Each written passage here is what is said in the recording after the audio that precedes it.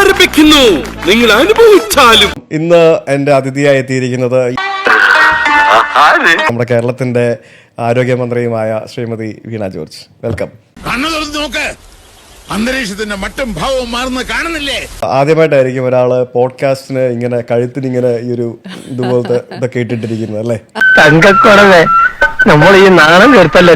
നമുക്ക് അതിൽ നിന്ന് തന്നെ തുടങ്ങാം. കാരണം ഇതിന്ന് തുടങ്ങണമെന്ന് വിചാരിച്ചല്ല, പക്ഷെ ഇപ്പം ഇങ്ങനെ ഇരിക്കുമ്പോ ഈ ഒരു അപ്പിയറൻസിൽ അത് തന്നെ ചോദിക്കണമല്ലോ. ശരിക്കും എന്താ സംഭവിച്ചേ? ഒന്ന് കുനിഞ്ഞു. ഏതോ ഒരു അജ്ഞാത ശക്തി. ഇന്നൊന്നും ഓർമ്മയില്ലടോ. രാവിലെ മുതൽ കരിങ്കൊടി പ്രയോഗങ്ങളുണ്ട്.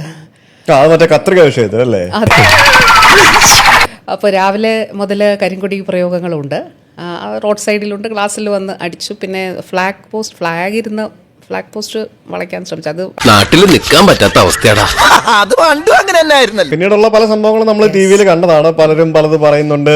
ആദ്യം മന്ത്രിക്ക് കുഴപ്പമൊന്നുമില്ലായിരുന്നു, പിന്നെ ഫോണിൽ വിളിച്ചപ്പോൾ ആരൊക്കെയോ എന്തൊക്കെയോ പറഞ്ഞു, പിന്നീട് പ്രശ്നങ്ങളായി എന്നൊക്കെ പറയുന്നുണ്ടായിരുന്നു. പുതുതായിട്ട് പലതും കാണുകയും കേൾക്കുകയും ചെയ്യുമ്പോഴല്ലേ ചിലതൊക്കെ മനസ്സിലായി വരുന്നത്. ആദ്യം ചെവിയിലാണ് വേദന വന്നു തുടങ്ങുന്നത്. ചെവിക്കും ചെറിയ കുഴപ്പമുണ്ട്. ചെവിക്ക് മാത്രമല്ല, മൊത്തത്തിൽ തലയ്ക്ക് കുഴപ്പമുണ്ടെന്ന് പറഞ്ഞാൽ മതി. അപ്പോൾ ഞാൻ മുന്നോട്ട് നീങ്ങുമ്പോൾ ഞാൻ അഭിലാഷിനോടും പോലീസിനോടും ഞാൻ പറഞ്ഞു, എനിക്ക് നടക്കാൻ പ്രയാസമുണ്ട്. എസ്കലേറ്ററിൽ കയറുമ്പോൾ ഞാൻ ഇവരോട് പറഞ്ഞു, എനിക്ക് പോകാൻ പറ്റും തോന്നുന്നില്ല, എനിക്ക് നല്ല വേദനയുണ്ട്. അങ്ങനെ 6 മണിക്കൂർ കഴിഞ്ഞ് ബോധം തെളിയുമ്പോ ഞാൻ അബോധാവസ്ഥയിൽ കിടക്കായിരുന്നു. റോട്ടിൽ നിന്ന് എഴുന്നേറ്റ് നേരെ പൈപ്പിന്റെ മുട്ടി പോയിട്ട് മൂത്രം പോയ ജട്ടിയും കഴുകി നേരെ ആശുപത്രിയിലേക്ക് പോയി. ശിവനേ പോട്ടെ, അതൊക്കെ ക്ലോസ് ചാപ്റ്റർ ആണ്. ഞാൻ ഇങ്ങനെ ഒരു ചോദ്യം ചോദിക്കണമെന്ന് വിചാരിച്ചല്ല, പക്ഷേ as you are in this state എനിക്ക് ചോദിക്കാണ്ട് പറ്റത്തില്ലല്ലോ. സന്തോഷായി. മന്ത്രിയാവുന്ന ദിവസം മുതൽ ഇന്ന് ഇതുവരെ എനിക്ക് തോന്നുന്നു കേരളത്തിൽ ഇത്രയധികം കോൺട്രവേഴ്സീസിലും ഇത്രയധികം പ്രശ്നത്തിലും ഏർപ്പെട്ട ഒരു മന്ത്രി ഇല്ല എന്നാണ് എനിക്ക് തോന്നുന്നത്.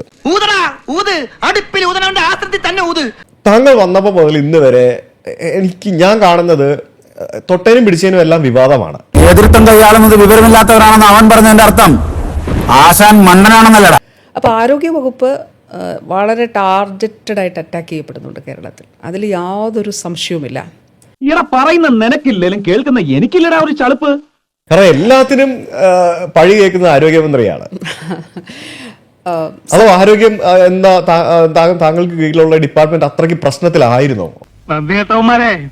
എല്ലാരും കൂടെ ശവത്തി കുത്താടാ. സോറി, അറിഞ്ഞോണ്ടല്ല, മനഃപൂർവ്വല്ലേ. ആരോഗ്യ വകുപ്പ് ടാർഗറ്റഡ് ആണ്. ഈ ഫൂളിഷ് ലൈസ് ഒക്കെ എല്ലാവരും വിശ്വസിക്കുമെന്ന് വിചാരിച്ചിട്ടാ?